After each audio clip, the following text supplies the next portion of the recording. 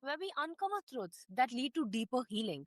Today's guest, Richard Tierney, is a teacher and advocate who challenges how we see mental health, especially in children. He believes our feelings and instincts are not disorders, God given guides, and true healing means addressing the root cause, not just medicating symptoms. Through his work, Richard introduces powerful, spiritually grounded solutions, including a new 12-step program designed to heal the hole in the soul. His mission is simple but profound. Nurture our children, heal our wounds, and transform the future. Welcome to the show, Richard. It's such an honor to have you.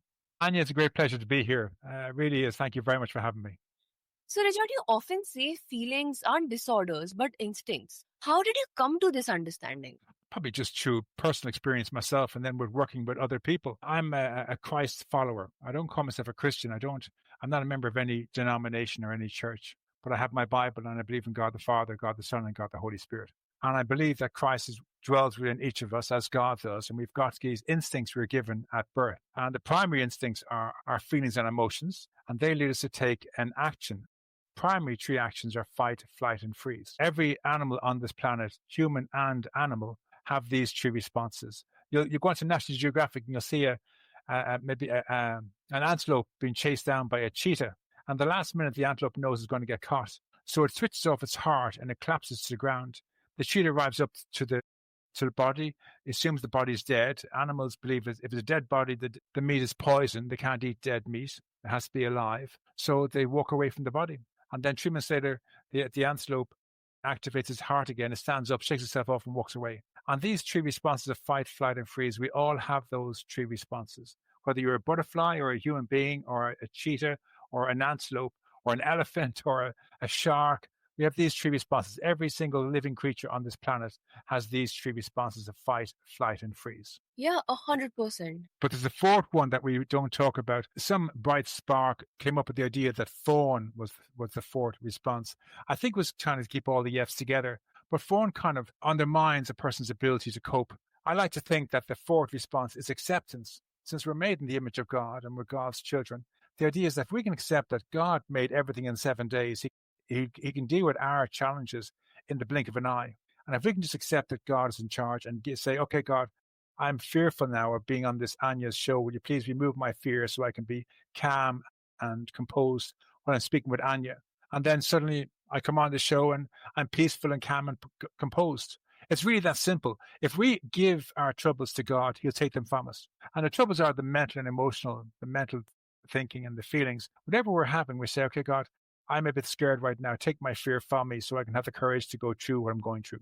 And lo and behold, just by making that declaration, suddenly we have peace in ourselves and we have enough courage and confidence to get through that moment. So I believe that our responses are fight, flight, freeze, and acceptance. But our feelings and emotions are all our instincts. So when you have, in any situation, you feel anxious, nervous, depressed, frustrated, abandoned, betrayed, your body's screaming at you to take some form of action. Run away, hide, have a good cry, have a tantrum, disassociate, withdraw, go back to bed, stay in bed, climb into the closet, run down the road, leave the classroom, leave the house, hide under the bed. Your body's trying to tell you to take some form of action. But if we don't take action and we stay stuck in the emotion, then we are self-sabotaging. Mm-hmm. Yeah. And also, do you think labeling children too quickly with diagnosis can sometimes harm more than help? Well, I must say, I'm very angry about that. I listened to Ben Shapiro recently. Now, he's talking about transgenderism, but he's saying that we shouldn't intrude or interfere in a child's natural growth until they're 25 years of age. At that stage, they are young adults, come through all their emotions and all that young growing up and understanding of boundaries. That at that stage, if they want to do something like be declared with a mental disorder or change their sex, then at 25, they're making the decision themselves. But the mental health industry have gone to schools and they've been targeting children as young as 10 and telling 10-year-old children that they have mental disorders, that their feelings like anxiety and depression are mental disorders. And that's a crime against humanity. We all go through this phase where when we're toddlers, we live in the home with our parents and we're learning about feelings and we throw tantrums, whatever. And then we go to school, a play school, and you start learning about feelings because you're in a kind of very safe, couple of hours with a teacher playing games. But then you go into adolescence and you start going into studying, and you have to get homework done, and your feelings are changing again. And then you get to teenage years where you start being attracted to boys or girls or whatever, and suddenly your emotions are changing again. And then when you get to like 18, 19, you're going out on bigger dates, or so you're facing rejection or abandonment, or someone doesn't like you and you like them or something, and you deal with that. And then you finally leaving home and you're going out on your own, standing on your own 2 feet, and you're going to the workplace. And now you have to really stand on your own 2 feet and have healthy boundaries. And you're learning a whole new set of feelings and emotions. But by the time you get to 25, you've got a very good understanding of who you are, where your boundaries are, and what you want to be in your life. But if you're talking to children at the age of 12, at age of 10, which they are, that the figures show that there's 290 million children in the world today between the age of 10 and 19 who have been diagnosed with mental disorders. And that is a sin against God and a crying shame, a sin against humanity. Because we're destroying the future of the human race. These children are going to be our leaders in the future. And if they're being undermined at this stage in their lives, there's no hope of them ever growing into confident young people, that they can become confident adults. So I think that the mental health professionals should not be allowed anywhere near a school. They should not be allowed to approach any children of any kind with the idea of mental disorders. They should be teaching children how to deal with their emotions. Yeah, that reframing could shift how entire families think about emotions and behavior. Yeah, but there's a lovely practice that I share with parents, with teachers, and with anyone who'd like to know. I'll share with you now. If we can get the parents to sit down with the children, and we get teachers to sit down with a whole classroom, and on the board or on a sheet of paper at home or on a board in school, you write out the 6 most common emotions. Okay, so you have anxiety and depression, anger and fear, grief and loneliness. And then below that, you have like a graph. You have flight, fight, freeze, and acceptance. And then the parents included with the children say, okay, let's pick the first one, anxiety. Anytime you feel anxious, which one of these responses are your body telling you to do? And maybe the father says, I remember when I was a child, when I get anxious, I want to run away. And then mommy says, yeah, I feel the same way. I run up to my bedroom and hide under the bed. And the children hearing this get the message that it's okay to have feelings and to feel anxious, and it's okay to run away. It's not cowardly to run away. They get this message from the parents. And then the children say, yeah, I feel like hiding in the closet. That's a brilliant idea. And someone says, I like to hide out in the garden. That's a great idea. And I like to hide up a tree. Okay, well, let's pick one place we're going to hide. Let's all agree to hide one place. How about hiding under the bed with mommy? And they say, yeah, okay, for the next 10 minutes, we're going to run upstairs to mommy's room. We're all going to climb under mommy's bed together. And we'll stay there for 10 minutes and just feel safe for 10 minutes under the bed. And then come down and we chat about what that felt like. And so the whole family, the parents and the 3 children, go upstairs and climb under the bed. Now, it's great for the children to see their parents doing this and actually experiencing this with the parents. The message is, it's okay to be anxious and it's okay to run away and hide. And the parents are doing it as well under the bed. Like you wouldn't think an adult was hide under a bed. So you go under the bed together and then you come out and you say, how was that for you after 10 minutes? And they're going to go, well, it brings me back to my childhood. I loved being under the bed. Mommy says, and dad says, I never hid under the bed. I used to hide in the bed or behind the closet, but actually I really enjoyed that. And then the kids again, they say, yeah, it was really cool. I liked that. And then someone else said, no, I didn't like that. Okay, well, that's not yours. We'll find something else for you. Okay, let's go to depression. Okay, and then they sit on the table again. When you're depressed, what do you want to do? Do you want to run away? Do you want to hide? Or do you want someone to help you to get out of depression? Or do you want to talk to God and ask him to take depression from you? And they say, I just want to freeze. I want to just withdraw. I want to climb into your bed and just cover my head in the bed and be very quiet. And someone else says, I just want to sit here and just leave the room. I want to just disassociate. Okay, let's all disassociate. I want you to, while you're sitting where you are, I want you to go to a place of fantasy. In your mind, some place that you feel safe. You're going to leave the room mentally and emotionally and go someplace of fantasy. So dad says, when I was a child, when I disassociated, I would dream of John Wayne and Clint Eastwood in Cowboys. And I would go to where I'm on a cowboy, riding a horse with John Wayne and Clint Eastwood, shooting up the town and saving the damsel and whatever, and riding horses and catching Mustangs, whatever. And the wife says, oh, yeah, but I used to love swimming with dolphins. And then the children get messages about it's okay to dream and to fantasy. So everyone sitting there, they all sit there and they go, for 10 minutes, we're going to go off and go somewhere in your mind you want to go to. You feel safe. Star Wars, Star Trek, whatever it is for you, go somewhere. You're climbing trees with squirrels. You're playing with snowballs in the snow, or you're flying like a bird on the winds above the sky or in the clouds or something, or just go someplace for 10 minutes in your mind that's safe for you. Because when you're in your mind, no one can touch you in there. So find somewhere safe that you feel in your mind and go there for 10 minutes. And then when we're ready, I'll come back and I'll tap you on the shoulders to waken up and come back into the room and tell us how it was for you. And then they all do this practice where they disassociate and they leave the room, and 10 minutes later they come back in, they talk about what that felt like. And again, the parents go first. So the children hear it's perfectly okay to be depressed and to disassociate.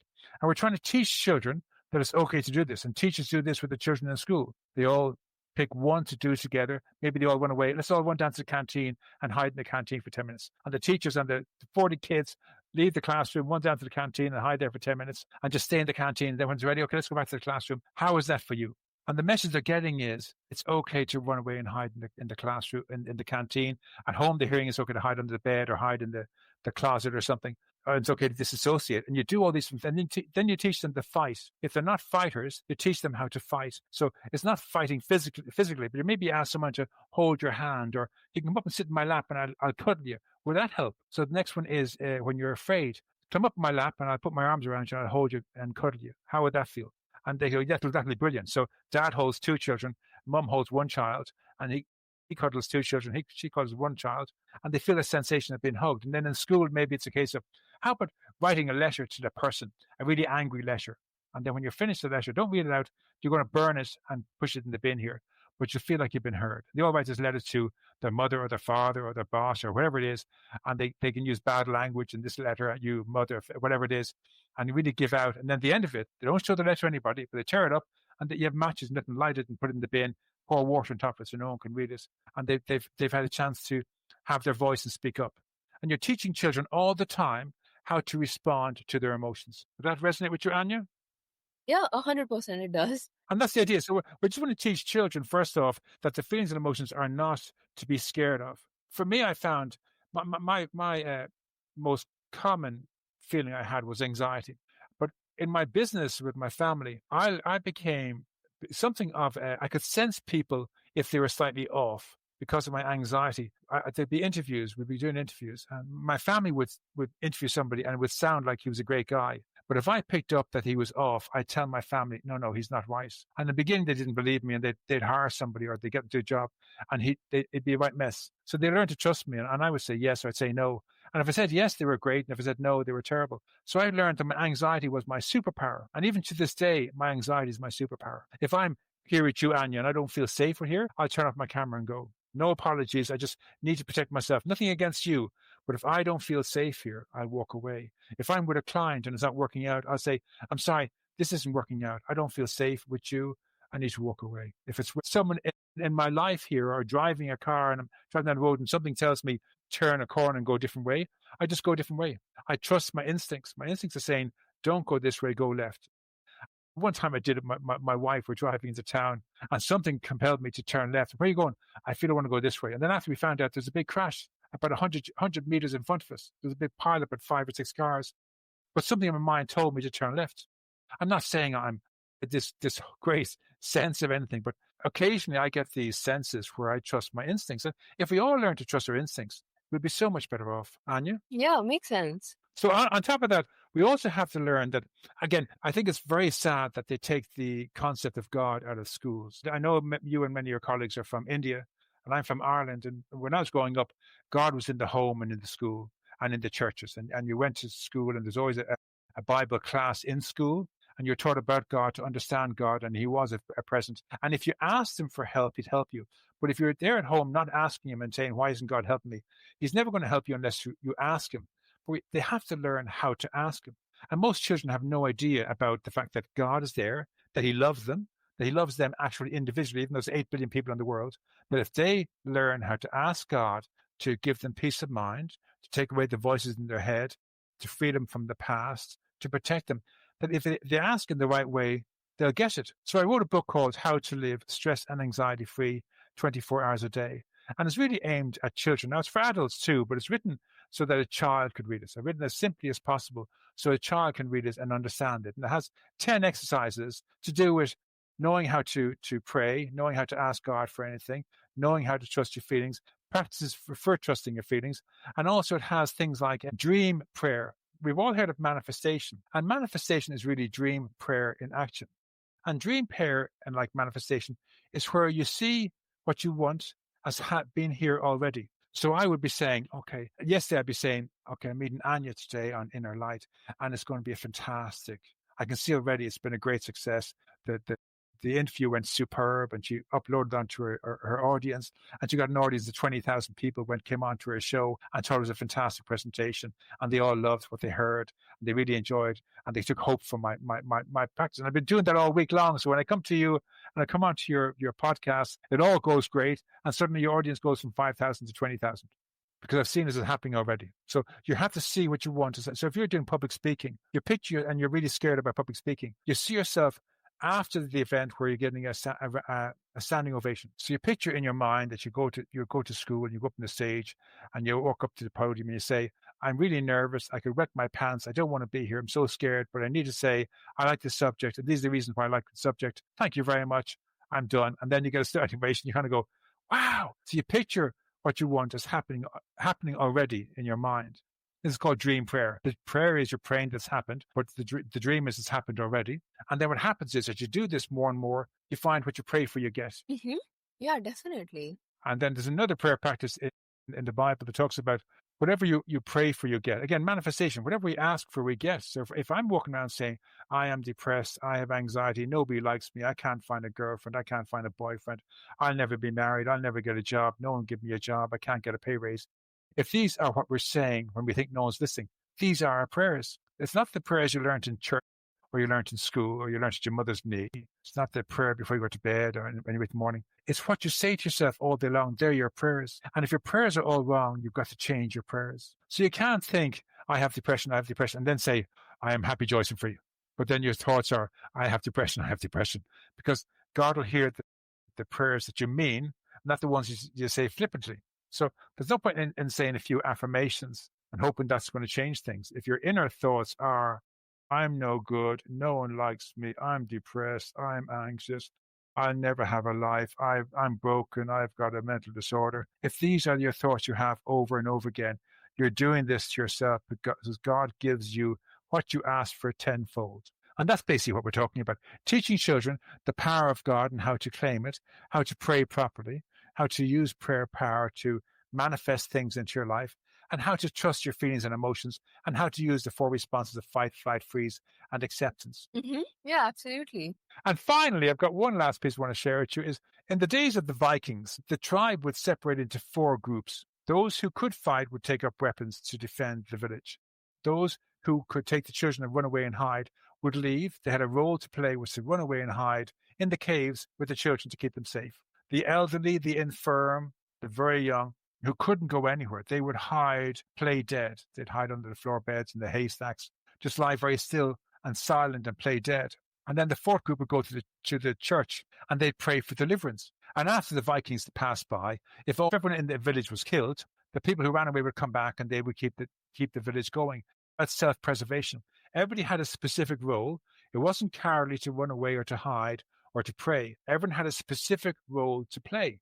Now, when I grew up as a child, my response, my feeling was anxiety, and my favorite response was to disassociate, to withdraw, to isolate, kind of introverted. But that was my response. I wasn't good at fighting, and I wasn't good at running.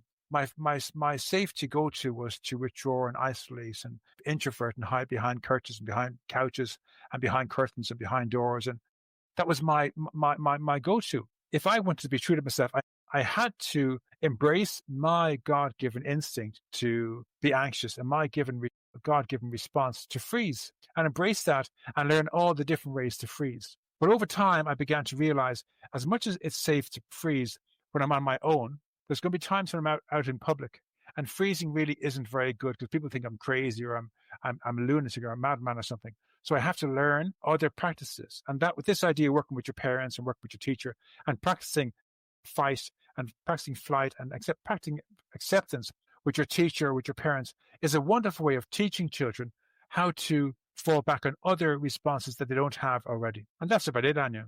That's really about the whole program for children. Mm-hmm. That's amazing. And you also speak about the hole in the soul. What does that phrase actually mean to you? Well, I'm afraid we got our wires crossed a little bit, Anya.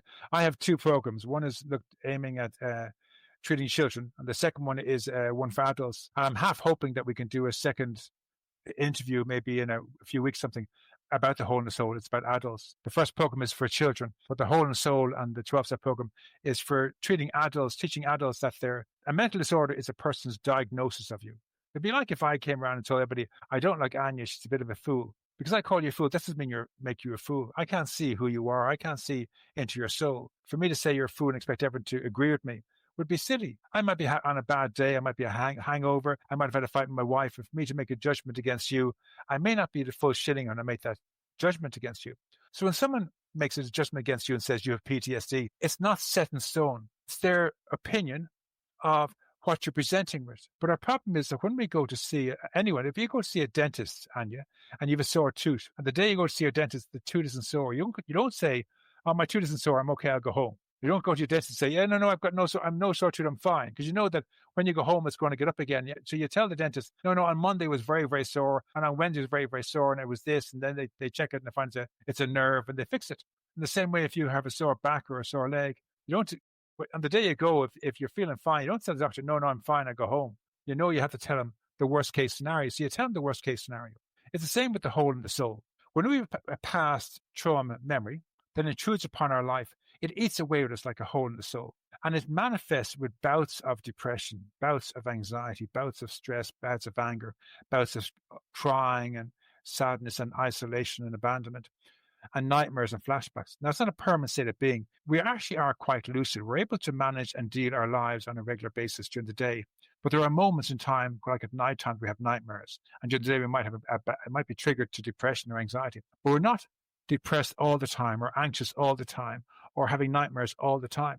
When we go to our mental health professional, we tell them how bad it can be. So we tell them about the depression and the anxiety and the post-traumatic stress, the stress and the nightmares and the flashbacks and the triggers. The therapist takes all that information, says, yeah, no, I think you have PTSD. No, I think you have bipolar disorder. I think you have depression. And suddenly you're labeled with something that you actually don't have. What you're suffering with is hopelessness and a sense of inferiority, of not being good enough for this world because of what happened in the past. In some ways, you're broken. And they need to treat the hopelessness and they have to treat the inferiority. But they're not mental illness. Mental health professionals can't treat the hope because the hope is the food of the soul. We have to treat the soul with a spiritual solution. So the program Trauma Recovery Anonymous is a program for treating the hole in the soul. And when you treat the hole in the soul and you heal the hole in the soul, then you're able to break free of the mental disorder because the mental disorder wasn't real. It wasn't who you were. Yeah, 100%. I'm very sorry. I'm very conscious of the time. We've got about 4 minutes. I don't want to go over, and I want to make certain I'm giving space for you to come in. So maybe when I finish speaking, I'll say, Anya. Anya, the floor is yours. So Richard Tierney's message is clear. Mental health isn't just about managing symptoms. It's about healing the soul. By honoring children's instinct, revisiting our own wounds with compassion, and embracing spiritual solutions, we can move beyond band-aids into real transformation. And to every listener, your feelings are not flaws. They're signals pointing you back to wholeness. Step into that feeling and let your inner light guide the way forward. I wish I knew that, Anya. I'd use that myself. Very nicely spoken. So a couple of things I'd like to say to your audience before we finish. Again, your feelings and emotions are your instincts. You have to trust your instincts at all times. As long as you don't harm yourself or another, you'll be fine. But the problem is taking medication is harming yourself, and that's the worst thing you can do. Drinking on it, drugging on it, trying to suppress your emotions is the worst thing you can do. Feel your feelings. If you say, go to bed, and you're meant to go to work, phone your boss and say, I don't feel well, I'm going to bed. They say, you have to get a doctor's note. I can't get a doctor's note, I'm going to be in bed. I'm not going to leave my bed to be told to go back to bed. But I'll take a video of me in bed if you want, but I'm going to bed now. And I'll be there for about a day or two. I'll be home and I'll be back to work in 3 days' time. You're allowed 3 days sick leave anyway. And you just do that. You go to bed for 3 days. If you're in school and you're being bullied, just get up from your desk and walk out. Don't tell anybody, just walk out. Or run out if you have to. Don't anyone stop you. Just run home. Or run down to the principal's office or go somewhere. And don't go back to your classroom until your parent, what's happening? Why'd you leave your classroom? My teacher's bullying me. And then the parents talk to your teacher. Allow it to continue. If you're feeling anxious for any reason, you walk away. If you're being bullied in school, scream and shout out loud. Bullies hate attention being drawn to themselves. So if they come towards you, start screaming very, very loudly. They won't come near you. Someone come up, what's happening? Billy's bullying me. He's coming towards me. And they'll say, Billy, stop bullying him. Leave her alone. Leave him alone, whatever.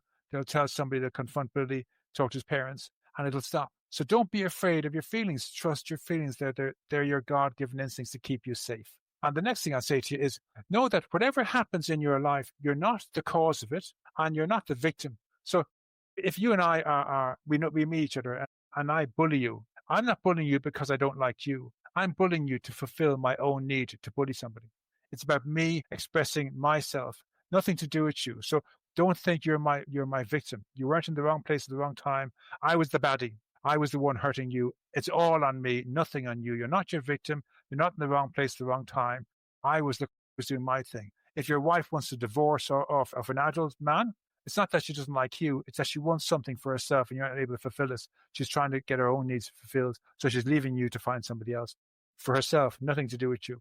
And so on. If your boss fires you, he's not firing you because he doesn't like you. He hired you in the first place, so he must have liked you to begin with. But if you're not able to do the job he wants, he has to find somebody else. And that's why he's firing you, but not because he's firing you. He's doing it for his own needs. So understand, we're not victims. Secondly, understand there's always a higher power around. There's someone you can talk to, a parent, an aunt, an uncle. Come on to Anya's podcast, go onto YouTube, go onto Spotify. There's loads of resources. And the third was embrace the idea of God, and he wants to be in your life, and learn how to talk to him.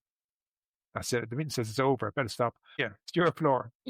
Yeah, thank you so much. This was amazing. And as always, I really enjoyed talking to you. And it was a pleasure to be here. Thank you very much for having me. And audience, I hope I've offered you some form of hope. All we need is hope. Even the smallest spark of hope can change our lives.